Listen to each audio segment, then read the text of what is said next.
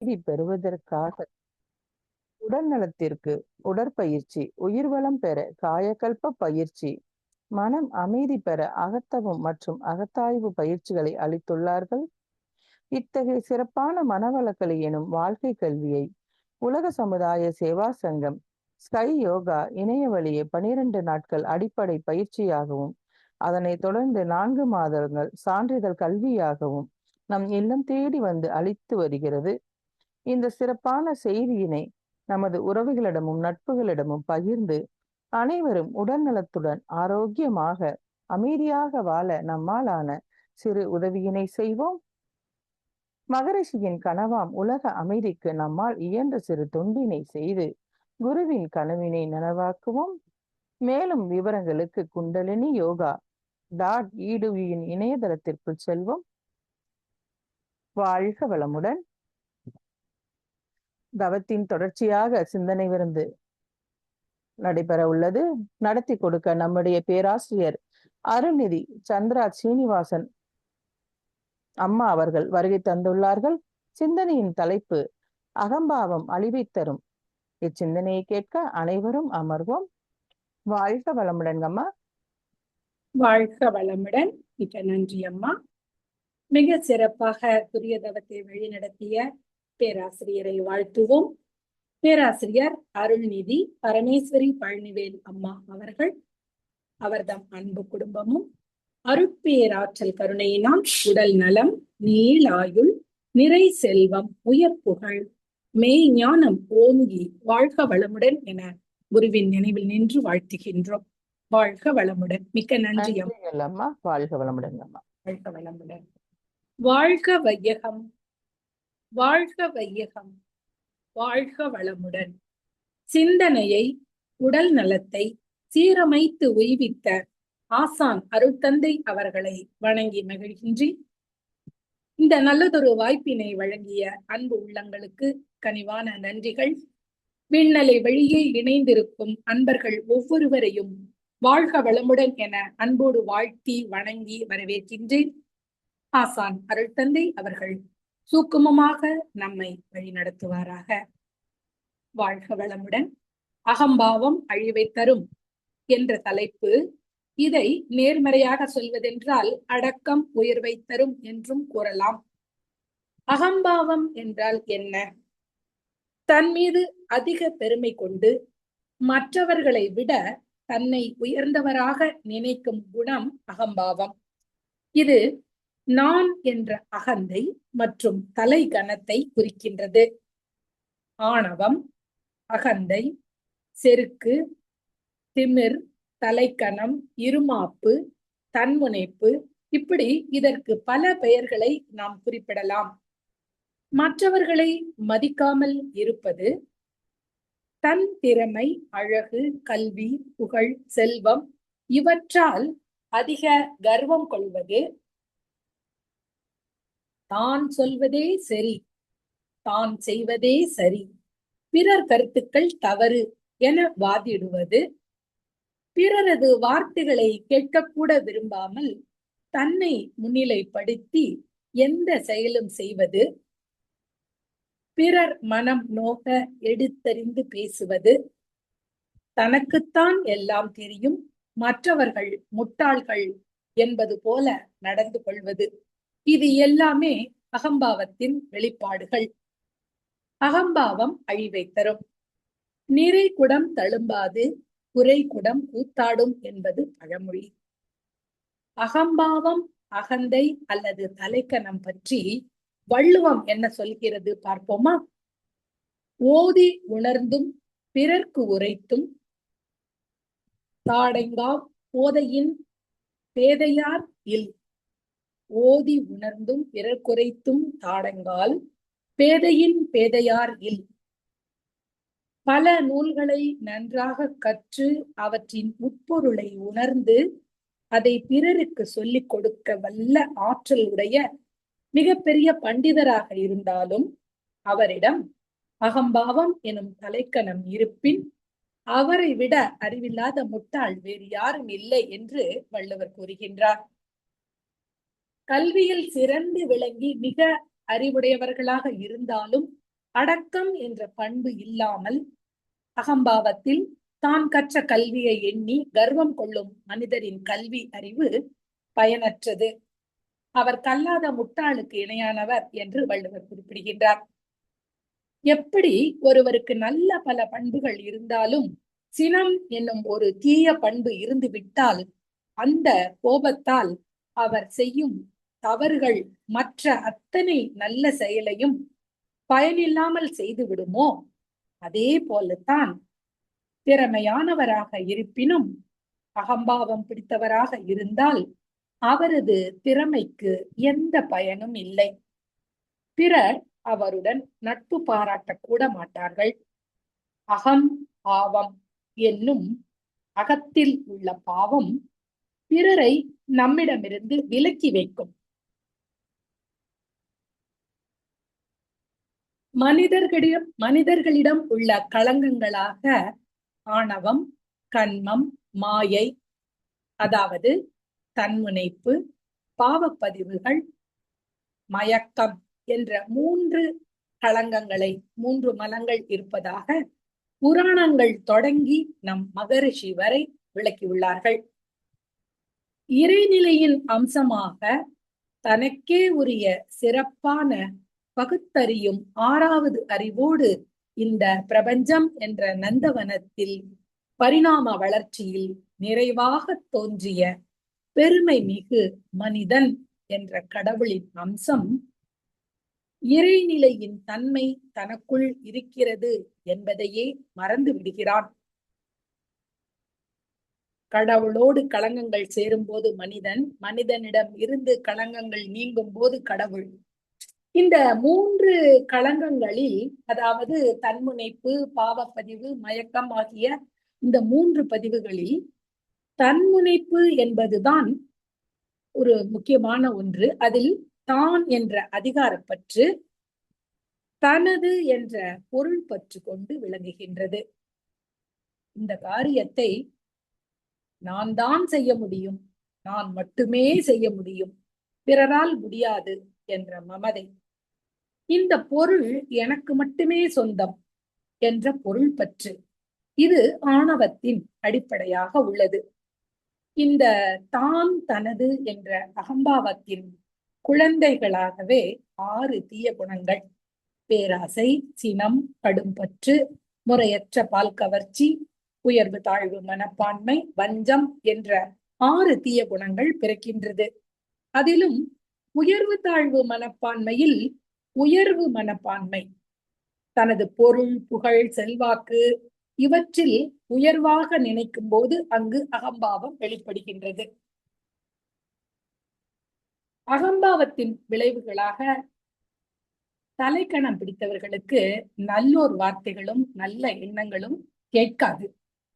ராவணன் மிக பெரும் சிவபக்தன், வேதங்கள் கற்றவன், கற்று தேர்ந்தவன், தனது நாட்டை சிறந்த முறையில் அரசாட்சி செய்து வந்தவன். இலங்கையின் செல்வ செழிப்பும் அதன் அழகும் ராமாயணத்தில் சிறப்பாக விவரிக்கப்பட்டுள்ளது. அத்தகைய சிறப்பான அரசாட்சி செய்யும் ராவணன் தனது கர்வத்தால் தனக்கு நிகர் யாருமில்லை என்ற ஆணவத்தால் நவகிரகங்களையே அடிமையாக்கி அவனது சிம்மாசனத்துக்கு அடியில் வைத்ததாக ஒரு கதை உண்டு. மேலும் முறையற்ற பால் கவர்ச்சியால் சீதையை கவர்ந்து வந்து சிறை பிடித்து வைத்திருக்கும் போதும் அரசவையில் அவனுக்கு புத்திமதி கூறிய பெரியோர்களது பேச்சை ஆணவத்தால் கேட்கவில்லை. இறுதியில் என்ன ஆயிற்று? ராமனுடன் போர் புரிந்து அழிவதற்கு அவனது அகம்பாவமே காரணமாகிவிட்டது. அதே போல தேவலோகத்தின் தலைவனாக இந்திரன் புராணங்களில் பல முறை அகம்பாவத்தால் தனது பதவியையும் பெருமையையும் இழந்து பின்னர் பாடம் கற்றுக்கொண்டு மீண்டும் பெற்றதாக சித்தரிக்கப்படுகின்றார். இந்திரனின் அகம்பாவத்துக்கு பாடம் புகட்டிய கிருஷ்ணரின் கோவர்த்தனகிரி கதையை பார்ப்போமா? பிருந்தாவன மக்கள் ஒவ்வொரு வருடமும் மழையை தரும் இந்திரனுக்கு இந்திர விழா எடுத்து நன்றி செலுத்துவது வழக்கம்.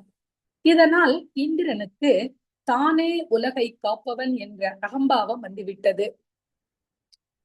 சிறுவனாக இருந்த கிருஷ்ணர் மழை தருவது இயற்கையின் நியதி, நமக்கு வாழ்வாதாரம், அளித்து நம் உயிரை காக்கும் கோவர்த்தன மலைக்கே நாம் நன்றி சொல்ல வேண்டும் என்று கூறி அந்த வழிபாட்டு முறையை மாற்றினார். கோவர்த்தன மலைக்கு பிருந்தாவன மக்கள் அனைவரும் விழா எடுத்து நன்றி தெரிவித்தனர். இதனால் கோபம் அடைந்த இந்திரன் தனது அகங்காரத்தால் பிருந்தாவனத்தையே அழிக்க எண்ணி ஒரு கடுமையான மழையை பொழிய செய்தார். இடைவிடாது 7 நாட்கள் கடுமையான மழை பொழிந்தது. மக்களுக்கு துன்பம் விளைவித்தது. கிருஷ்ணரோ கோவர்த்தன மலையை தனது சுண்டு விரல் குடையாக தூக்கி ஒட்டுமொத்த மக்களையும் விலங்குகளையும் 7 நாட்கள் காத்தார்.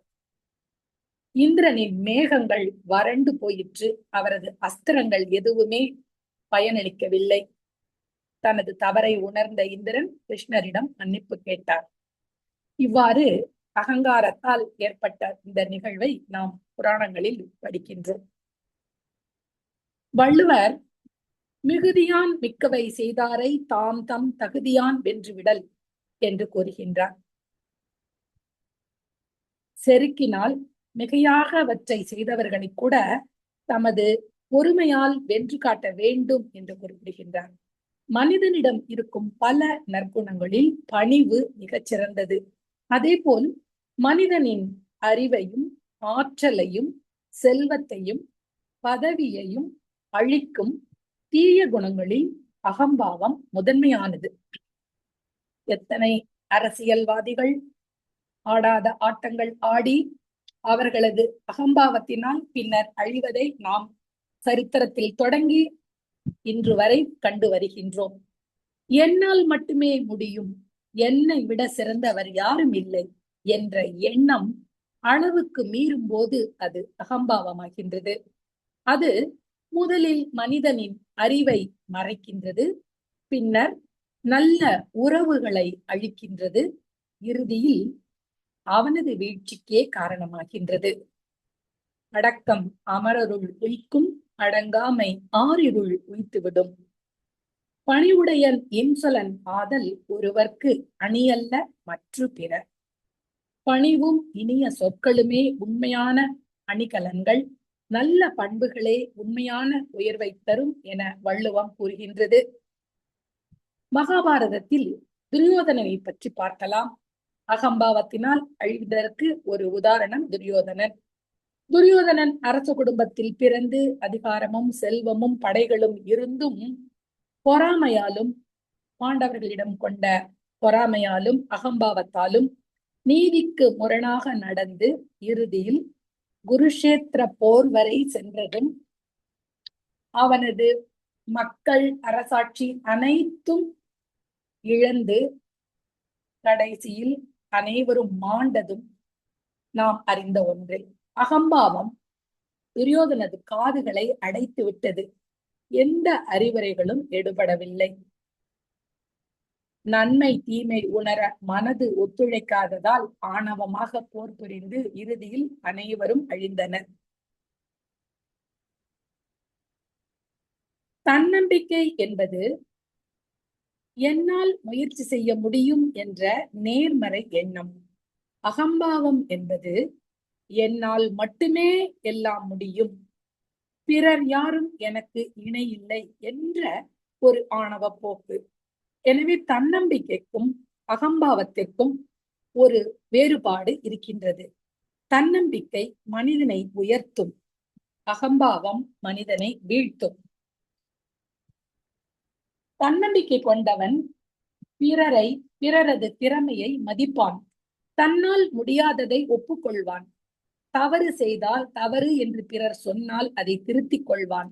ஆனால் அகம்பாவம் கொண்டவனோ தனது தவறை ஏற்றுக்கொள்ள மாட்டான், பிறர் கூறும் நல்ல கருத்துக்களையும் நிராகரிப்பான். அவனை சுற்றியுள்ளவர்கள் அவனிடம் கொண்ட பயத்தால் பேசாமல் இருக்கலாம், ஆனால் அவன் அதை தனது வெற்றியாக நினைத்துக் கொள்வான். இதனால் அகம்பாவம் கொண்ட மனிதன் நல்ல நண்பர்களையும் நல்ல ஆலோசகர்களையும் இழக்கின்றான். மகரிஷி அவர்களின் கருத்துப்படி பார்க்கும்போது மனிதனுடைய மனதில் தோன்றும் எண்ணங்களே அவனுடைய செயல்களையும் வாழ்க்கை முறையையும் வடிவமைக்கின்றது. நல்ல எண்ணங்கள், நல்ல செயல்களையும், நல்ல வாழ்க்கை முறையையும் அளிக்கும். நான் என்ற தன்முனைப்பு அளவுக்கு அதிகமாகும் போது மனிதன் பிற உயிர்களிடமிருந்து தன்னை பிரித்து பார்க்கின்றான். இதுவே பல்வேறு மோதல்களுக்கும் துன்பத்துக்கும் காரணமாகின்றது. தான் என்றும் தனிநபர் அல்ல. தான், சமுதாயம், இயற்கை என்ற முப்பரிமாணம் கொண்டதே மனித வாழ்க்கை என்பதை உணர்ந்து, இந்த மூன்றின் கூட்டாக தன்னை மனிதன் உணர்ந்து செயல்படும் போது அங்கு தன்முனைப்பு என்ற ஆணவம் எழாது. இந்த பேரியக்க மண்டலத்தை எடுத்துக் கொள்ளுங்களே. கோடிக்கணக்கான பால்வெளி மண்டலங்கள் உள்ளன. அவற்றுள் நமது சூரிய குடும்பம். அந்த சூரிய குடும்பத்தில் நமது பூமி. நமது பூமியின் மொத்த பரப்பளவு சுமார் 510 மில்லியன் சதுர கிலோமீட்டர் என்று கூறுகிறார்கள். அதில் நீர்ப்பரப்பு 361 மில்லியன் சதுர கிலோமீட்டர், நிலப்பரப்பு 149 மில்லியன் சதுர கிலோமீட்டர். அந்த நிலப்பரப்பில் 7 கண்டங்கள். அதில் ஒரு கண்டம் ஆசிய கண்டம். அந்த ஆசிய கண்டத்தில் இந்தியா எனும் நாடு, அதில் தமிழகம். அந்த தமிழகத்தில் உள்ள ஒரு ஊர், அந்த ஊரில் உள்ள ஒரு பகுதியில், அங்கு உள்ள ஒரு தெருவில் வசித்து வரும் ஒரு நபர். இந்த பால்வெளி மண்டலத்திலிருந்து பார்த்து கொண்டே வந்தால் ஒரு தூசி அளவு கூட இருக்க மாட்டோம் நாம். இந்த பேராற்றல் மிக்க பிரபஞ்சத்தில் மனிதனுக்கு எதற்காக தன்முனைப்பு, அகங்காரம், அகம்பாவம் வேண்டும்? நல்லதை எண்போம், நல்லதை செய்து மகிழ்வித்து மகிழ்வோம். இந்த அகம்பாவம், தன்முனைப்பு குறைவதற்காக மகரிஷி ஒரு அற்புதமான கவி கொடுத்துள்ளார்கள். தவமுறையும் அறநெறியும் பற்ற பற்ற தருக்கின்ற தன்முனைப்பு குன்றி போகும். தவமுறையும் அறநெறியும் பற்ற பற்ற தருக்கின்ற தன்முனைப்பு குன்றி போகும். பவ வினைகள் புதிது எழா. பவ வினைகள் புதிது எழா. முன்னம் செய்த பதிவுகளும் மறைந்து மெய்ப்பொருள் காணும். சிவநிலையை சீவனிலே உணர்ந்து கொண்டால் சிறுமை தரும் மனமயக்க மாயை ஏது. எவரெனினும் இவ்வழியால் அன்றி உய்ய ஏது வழி வேறுலகில். எவரெனினும் இவ்வழியால் அன்றி உய்ய ஏது வழி வேறுலகில். எண்ணிப்பாரீர். தவமுறையையும் அறநெறியையும் மட்டுமே நாம் பற்ற வேண்டும். அப்போது தருக்கின்ற தன்முனைப்பு, அகங்காரம் தானே குன்றி போகும். பவ வினைகள் என்று சொல்லக்கூடிய ஆகாமிய வினைகளோ பழைய வினைகளோ எந்த வினைகளுமே எழாது. நமது ஜீவநிலை சிவநிலையை உணர்ந்து கொண்டால் இந்த மனமயக்கம் இல்லை. இதை தவிர உய்வதற்கு வேறு வழி இந்த உலகில் ஏதாவது இருக்கின்றதா என்று மகரிஷி கேட்கின்றார். அந்த வகையில் தவமுறையையும் அறநெறியையும் நாம் பற்றி, தவமுறைக்கு அற்புதமான 9 விதமான தவங்கள் நமக்கு மகரிஷி அளித்துள்ளார்கள். நாம் முதலாக உடற்பயிற்சி காயகல்பம் செய்து நாம் உடலை உறுதியாக்கி கொண்டு அந்த 9 விதமான தவ முறைகளையும் முறையாக பயின்று அறநெறியில், அறநெறி என்பது ஒழுக்கம், கடமை, ஈகை. ஒழுக்கம் என்பதற்கு ஒரு சாமியமாக இரண்டொழுக்க பண்பாடை நாம் எடுத்துக்கொள்ளலாம். நாள்தோறும் தவத்தின் நிறைவில் நாம் இரண்டொழுக்க பண்பாடை கூறி வருகின்றோம் அல்லவா? தனக்கோ பிறருக்கோ துன்பம் தராமலும் துன்பப்படும் உயிர்களை கண்டு நாம் இரக்கம் கொள்வதும் அந்த கடமையாக கொண்டு ஈகையோடு வாழ்ந்து நாம் அகம்பாவத்தை ஒழித்து அடக்கத்தோடு மகிழ்வித்து மகிழ்வோம், தொண்டாற்றி இன்பம் காண்போம் என்று கூறி நல்லதொரு வாய்ப்பளித்த இந்து உள்ளங்களுக்கு மீண்டும் நன்றியை தெரிவித்து நிறைவு செய்கின்றேன். நன்றி, வணக்கம். வாழ்க வளமுடன்.